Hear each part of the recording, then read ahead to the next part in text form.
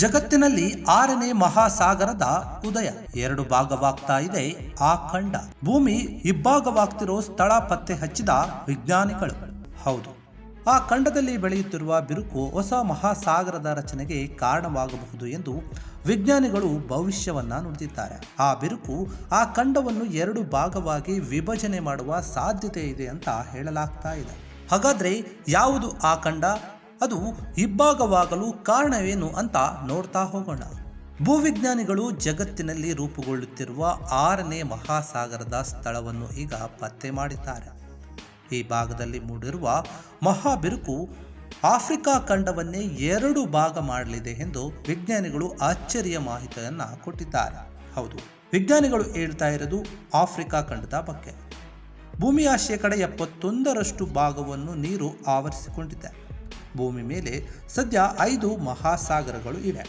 ಇದೀಗ ಮತ್ತೊಂದು ಮಹಾಸಾಗರ ಉದ್ಭವವಾಗೋಕ್ಕೆ ಕಾರಣವಾಗ್ತಾ ಇದೆ ಅಂತಿದ್ದಾರೆ ಭೂವಿಜ್ಞಾನಿಗಳು.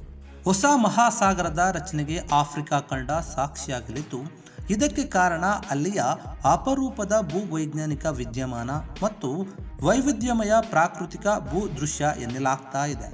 ಆಫ್ರಿಕಾ ಖಂಡ ಪರ್ಯಾಯ ದ್ವೀಪದ ಆಫ್ರಿಕಾ ಖಂಡ ಪರ್ಯಾಯ ದ್ವೀಪದ ಭೂ ಸನ್ನಿವೇಶಗಳನ್ನು ಹೊಂದಿದೆ, ಅಂದರೆ ತ್ರಿಕೋನ ಆಕಾರವನ್ನು ಹೊಂದಿದೆ.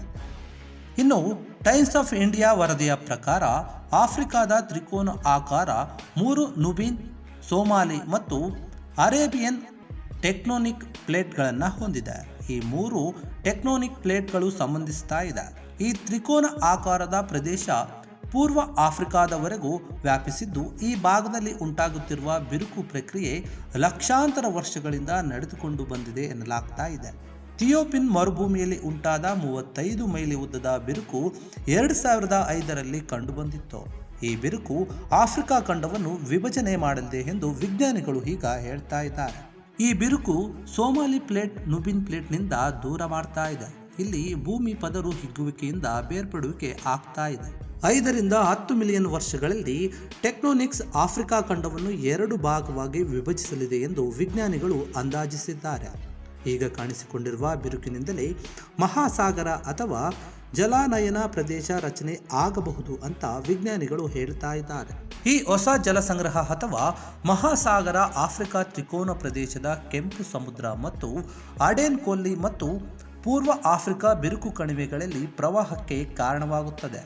ಈ ಪ್ರವಾಹದಿಂದ ಪೂರ್ವ ಆಫ್ರಿಕಾ ಹೊಸ ಅಥವಾ ಪ್ರತ್ಯೇಕ ಖಂಡವಾಗಿ ರಚನೆ ಆಗಲಿದೆ. ಹೊಸ ಸಾಗರದ ರಚನೆಯು ಸಂಕೀರ್ಣ ಮತ್ತು ದೀರ್ಘ ಪ್ರಕ್ರಿಯೆಯಾಗಿದ್ದು, ಭೂಖಂಡವನ್ನು ವಿಭಜನೆಯಿಂದ ಹಿಡಿದು ಸಾಗರ ಮಧ್ಯದ ಬೆಳವಣಿಗೆಯವರೆಗೆ ಬಿರುಕು ಬಿಡುವಿಕೆಯ ವಿವಿಧ ಹಂತಗಳನ್ನು ಒಳಗೊಂಡಿದೆ.